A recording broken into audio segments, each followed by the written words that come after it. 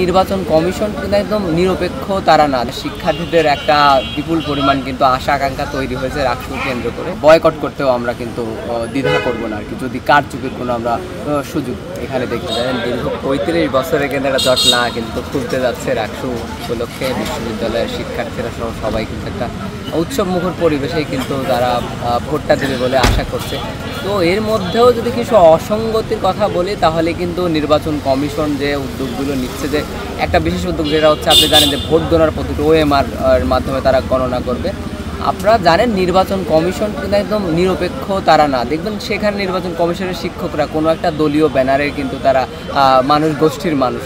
তো এটা নিয়ে একটা প্রশ্ন থাকে। আর OMR যেটি আপনি বললেন, এটিকে কিন্তু একটা ডিজিটাল AI এর যুগ, আপনারা জানেন যে কোনোভাবে কিন্তু একটা কারচুপির সুযোগ থেকে যায়।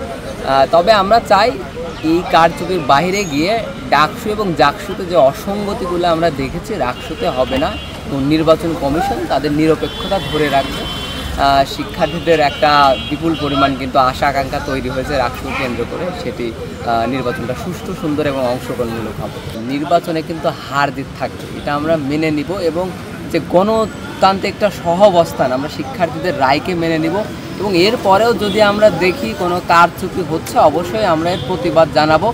যদি সম্ভব হয় তাহলে আমরা সাধারণ শিক্ষার্থীদের নিয়ে আমরা এই নির্বাচন কিন্তু বয়কট করতেও আমরা কিন্তু দ্বিধা করব না আর কি, যদি কারচুপির কোনো আমরা সুযোগ এখানে দেখতে পাই।